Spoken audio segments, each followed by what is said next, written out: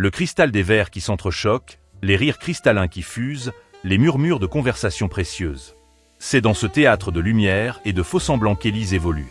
Une femme qui semble avoir tout réussi. Une beauté envoûtante, une élégance naturelle, une carrière fulgurante. Elle est l'incarnation du succès, une étoile qui brille de mille feux dans le ciel des mondanités. Mais, observez attentivement, derrière ce sourire impeccable, derrière cette assurance apparente, n'y a-t-il pas une ombre, une mélodie sourde qui résonne, comme le rappel d'un passé lointain? Cette soirée, comme tant d'autres, est une scène où les masques sont de rigueur. Les conversations sont légères, les sourires de façade, et les vrais sentiments se cachent soigneusement derrière des formules polies. Élise, elle aussi, joue son rôle avec une maîtrise parfaite. Elle salue, elle rit, elle échange des mots d'esprit, mais son regard semble porter le poids de quelque chose d'indicible. Une absence, une mélancolie qui ne se dissipe pas. Un passé enfoui qu'elle a peut-être cru pouvoir laisser derrière elle, mais qui, tel un fantôme, revient la hanter, à chaque éclat de rire, à chaque compliment reçu. Il y a quelques années, la vie d'Élise avait une toute autre saveur. Elle avait la couleur du soleil, le parfum des rêves partagés, la douce musique de l'insouciance. C'était un temps où les sentiments étaient authentiques, où les rires résonnaient avec une joie pure, où le simple fait d'être ensemble suffisait à rendre le monde entier beau. Un temps où, dans un monde fait de règles et de conventions, son cœur avait osé battre pour un homme qui ne correspondait en rien aux critères de sa famille, un artiste dont les mains façonnaient la beauté et dont le regard perçait les faux-semblants.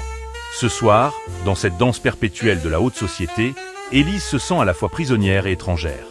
Elle porte le poids de ses choix, de ses décisions passées. Des choix qui ont tracé les lignes de sa vie, mais qui ont aussi laissé des cicatrices profondes. Elle se demande, peut-être, si le chemin qu'elle a choisi est vraiment celui qui lui était destiné. Si le bonheur qu'elle a construit est vraiment celui qu'elle désirait. Ou si, au fond de son cœur, elle ne cherche pas désespérément à retrouver cette mélodie d'un autre temps. Cet amour perdu qui continue de résonner comme un écho lointain dans le silence de ses nuits. Il y a des années, bien loin du faste et des conventions qui régissent sa vie aujourd'hui, Élise vivait dans un monde bien différent. Un monde où les couleurs étaient plus vives, où les rires résonnaient sans faux semblants, où l'amour était une force brute et indomptable. C'était l'époque où sa vie s'entremêlait à celle de Léonard. Un homme dont le charme brut, la passion dévorante et la créativité débordante avaient conquis son cœur. Léonard était un artiste, un créateur d'émotions. Son atelier était son royaume, un lieu où les formes prenaient vie, où les couleurs s'animaient, où la beauté surgissait de la matière brute. Il était tout ce qu'Élise n'était pas, un esprit libre, une âme rebelle, un cœur qui battait au rythme de ses inspirations. Et pourtant, entre eux, une connexion immédiate, une attirance magnétique, une évidence que rien ne semblait pouvoir démentir. Leur amour était une évidence, une bulle de bonheur dans un monde où tout semblait vouloir les séparer. Leur quotidien était simple, fait de petites joies, de moments volés, de rires partagés. Ensemble, ils construisaient un monde à leur image, un monde où la spontanéité l'emportait sur les convenances, où l'authenticité était une valeur sacrée, où chaque jour était une nouvelle aventure à vivre à deux. Ils étaient jeunes, ils étaient amoureux, et ils étaient persuadés que rien, ni personne, ne pourrait ébranler la force de leurs sentiments. Ils étaient deux âmes sœurs, deux moitiés d'un même tout, deux soleils qui brillaient ensemble d'une lumière éclatante. Léonard voyait en Élise bien plus qu'une héritière, bien plus qu'une beauté superficielle. Il voyait une âme profonde, une intelligence vive, une sensibilité à fleur de peau. Il voyait en elle une muse, une inspiration, un soutien indéfectible. Et elle, de son côté, voyait en lui un homme passionné, un créateur de génie, un être capable de transcender les réalités et de révéler la beauté du monde. Ensemble, ils s'encourageaient, ils se poussaient à donner le meilleur d'eux-mêmes, ils étaient l'écho de leurs rêves les plus fous. Mais la réalité du monde, comme un torrent impétueux, allait bientôt venir briser l'harmonie de leur couple. Les murmures de la famille, les regards désapprobateurs de la haute société, les mises en garde des amis bien intentionnés. Tout allait contribuer à semer le doute dans le cœur d'Élise. Le poids de son héritage, les attentes de sa famille, les exigences de son rang commençaient à peser lourd sur ses épaules. Elle était une héritière, promise à un avenir tracé, à un mariage de convenance, à une vie de responsabilité et de devoir. Sa famille ne comprenait pas son amour pour un artiste sans fortune, pour un homme qui vivait en marge des normes sociales. Elle était tiraillée entre son cœur et sa raison, entre son désir de liberté et les pressions de son milieu. Les doutes commençaient à l'envahir, les peurs à la paralyser. L'amour passionné qu'elle avait cru éternel commençait à vaciller sous le poids des conventions. La flamme qui brillait entre eux commençait à s'estomper, consumée par les peurs, par les non-dits, par les doutes grandissants. Élise se refermait peu à peu sur elle-même. Elle se construisait une carapace de froideur pour se protéger, pour éviter de souffrir davantage. Elle était prisonnière d'un carcan qu'elle n'avait pas choisi, prisonnière des conventions qu'elle avait toujours détestées, prisonnière d'une peur qui la rongeait de l'intérieur. Léonard sentait la distance grandir entre eux, il voyait le regard d'Élise se voiler de tristesse, il entendait le silence pesant de leur conversation. Il essayait de la comprendre, de la réconforter, de la rassurer, mais il se heurtait à un mur de doutes et de peurs qu'il ne pouvait pas franchir. Il se sentait impuissant, désarmé face à la force des conventions, face à la peur qui rongeait le cœur d'Élise. Et puis vint le jour fatidique, le jour où les mots qui ne devaient jamais être prononcés furent enfin lâchés, avec toute la violence et l'amertume qu'ils contenaient. Les mots qui ont brisé leur amour, qui ont mis fin à leurs rêves, qui ont déchiré leur cœur. Un jour que ni l'un ni l'autre n'oublieront jamais. Les mots sont dits, la décision est prise, la rupture est consommée. Le monde d'Élise s'est refermé sur elle. Elle a choisi la sécurité, elle a choisi les conventions, elle a choisi la voie qui lui avait été tracée. Elle a abandonné l'homme qu'elle aimait, elle a sacrifié ses rêves, elle a trahi son propre cœur. Et, au moment où elle le voyait partir, le cœur brisé, le visage ravagé par la douleur, elle savait qu'elle venait de faire l'erreur la plus grave de sa vie. Une erreur dont elle porterait le poids toute son existence. Des années ont passé, et le monde d'Élise a changé. La jeune femme amoureuse, avide de liberté, a laissé place à une femme accomplie, une femme de succès, une figure respectée et admirée de la haute société. Elle a conquis son indépendance, elle a gravi les échelons du pouvoir, elle a fait de sa vie une œuvre d'art parfaitement maîtrisée. Mais malgré toutes ses réalisations, malgré tous ses accomplissements, un vide persiste au fond de son cœur, un vide que rien ne semble pouvoir combler. Elle a construit un monde de luxe et de privilèges, un monde où tout semble parfait, où chaque détail est soigneusement orchestré. Mais au milieu de cet univers de soie et de diamants, elle se sent parfois seule, isolée, comme une étrangère dans sa propre vie. Il lui arrive de penser au passé, à cet amour perdu, à ce bonheur qu'elle a laissé s'échapper. Mais ces souvenirs, elle les repousse aussitôt, comme des fantômes qu'elle ne veut pas laisser revenir. Ce soir, comme tant d'autres soirs, elle se prépare à jouer son rôle. Elle met sa plus belle robe, son plus beau sourire, son plus beau masque. Elle sait qu'elle doit être parfaite, qu'elle doit être à la hauteur des attentes de son milieu. Elle est habituée à ces soirées mondaines, à ces conversations légères, à ces faux-semblants. Mais, au fond d'elle, elle sent une fatigue, une lassitude, une envie de fuir, de se libérer de toutes ces contraintes. Et puis, soudain, comme une onde de choc, comme un coup de foudre, son regard croise celui d'un homme. Un regard qu'elle reconnaîtrait entre mille, un regard qui réveille des souvenirs enfouis, des émotions oubliées. Un regard qui la replonge dans un passé qu'elle a cru avoir définitivement laissé derrière elle. Il est là. Il est revenu. Après tant d'années, après tant de silence. Mais il n'est plus le jeune homme timide et passionné qu'elle a connu. Il est devenu un homme accompli, un homme confiant, un homme qui a trouvé sa voie, un homme qui a réussi à transformer sa douleur en une force créatrice. Il dégage une aura de sérénité, une aura de puissance, une aura qui la trouble profondément. Il a réussi, il a percé, il est devenu un artiste reconnu, un artiste que l'on admire, un artiste que l'on célèbre. Ses œuvres sont exposées dans les galeries les plus prestigieuses, elles sont acclamées par la critique, elles sont recherchées par les collectionneurs. Il a transformé sa douleur en une source d'inspiration, il a fait de sa blessure une œuvre d'art. Il a réussi à surmonter la rupture, à se reconstruire, à trouver sa propre voie. Élise regarde ses œuvres avec un mélange d'admiration et de remords. Elle voit le talent qui était déjà présent en lui, elle voit la force qu'il a puisée dans l'adversité, elle voit la beauté qu'il a su créer à partir de sa souffrance. Elle se demande si elle n'a pas gâché une part de son propre destin, si elle n'a pas sacrifié une part de son propre bonheur. Leurs retrouvailles sont glaciales, maladroites, empreintes d'une distance palpable.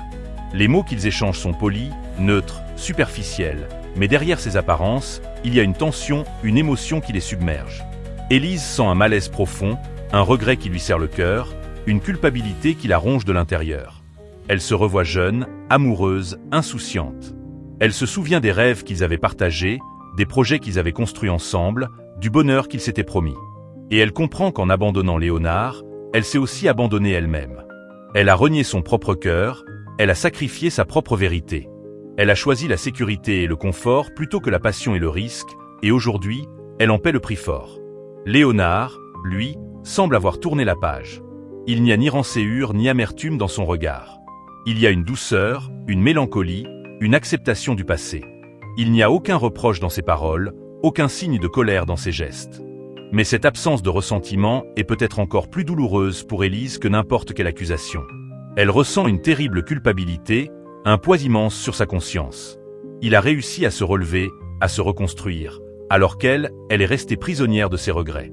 Elle réalise qu'elle a sacrifié le plus beau pour le moins bien, qu'elle a abandonné son propre bonheur pour une illusion de sécurité, qu'elle a choisi la voie de la facilité plutôt que la voie de son cœur. Elle comprend qu'elle a fait une erreur irréparable, une erreur dont elle portera les stigmates toute sa vie. Et, ce soir, face à Léonard, elle sent un regret immense, un regret qui lui serre le cœur et qui l'empêche de respirer. Le silence de la nuit, le calme de mon appartement. C'est dans ces moments-là que les masques tombent, que les faux-semblants s'effacent, que les vrais sentiments refont surface. Je suis seul, face à mes souvenirs, face à mes regrets, face à ce vide immense qui me ronge de l'intérieur. Cette soirée, cette rencontre, elles ont tout bouleversé. J'ai cru pouvoir oublier le passé, le laisser derrière moi, mais il est revenu, plus présent que jamais, me rappeler mes erreurs, mes choix, mes sacrifices. Pourquoi ? Pourquoi ai-je agi ainsi ? Pourquoi ai-je choisi cette voie, cette vie, ce monde qui ne me correspond pas ? Est-ce que j'ai vraiment eu le choix ? Ou est-ce que je me suis laissé entraîner par les conventions, par les attentes, par les peurs qui me paralysaient ? J'avais si peur de manquer, si peur de l'inconnu, si peur de la pauvreté. J'ai sacrifié mon bonheur sur l'autel de la sécurité, j'ai renoncé à mes rêves pour un confort illusoire. Et aujourd'hui, je réalise que j'ai fait le mauvais choix. Le pire choix de ma vie. J'ai cru que l'argent pouvait tout acheter, que le succès pouvait tout combler, que la reconnaissance pouvait m'apporter le bonheur. Mais je me suis trompé. J'ai compris que le vrai bonheur n'est pas là, dans les paillettes et les apparences, mais dans les liens authentiques, dans les émotions partagées, dans les moments de simplicité. J'ai laissé partir un amour vrai, un amour pur, un amour sincère. Et aujourd'hui, je suis seul, avec mes remords, avec mes regrets, avec ce vide immense qui me dévore. Léonard. Je l'ai revu, ce soir. Il est devenu un homme extraordinaire, un artiste talentueux, un être serein et accompli. Il a su transformer sa douleur en une force créatrice, il a réussi à surmonter la rupture, il a trouvé sa voie. Il n'a ni amertume ni rancéure, il a l'air en paix avec lui-même, avec son passé. Et moi, je suis resté bloqué dans mes regrets, prisonnière de mes choix, incapable d'avancer. Je suis jalouse de sa réussite, de sa sérénité, de sa capacité à créer du beau à partir de la souffrance.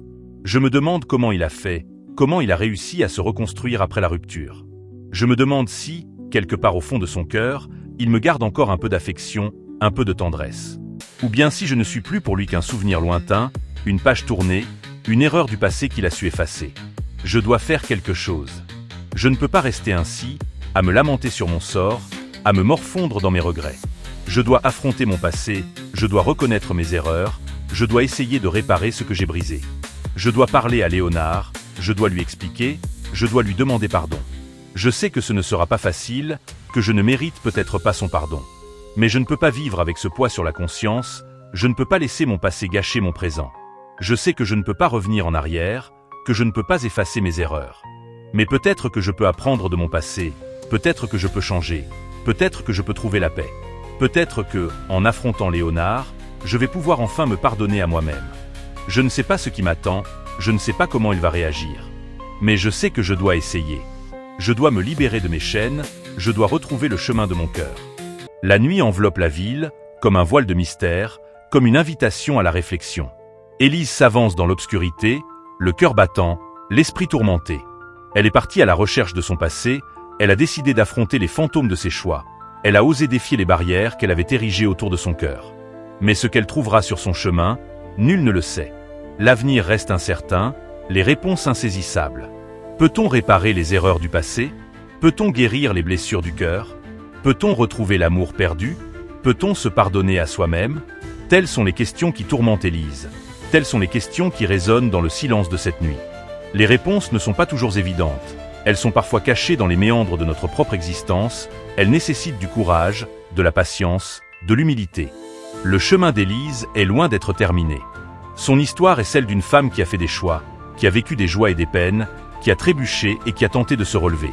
Une histoire universelle, qui résonne en chacun de nous, qui nous rappelle la fragilité de nos propres existences, qui nous invite à réfléchir sur nos propres choix, sur nos propres rêves. L'amour perdu peut-il renaître de ses cendres ? Les regrets peuvent-ils s'estomper avec le temps ? L'acceptation peut-elle apporter la paix ? La réponse se trouve peut-être dans la façon dont nous choisissons d'affronter notre passé, dans la manière dont nous décidons de construire notre avenir, dans notre capacité à pardonner et à nous pardonner.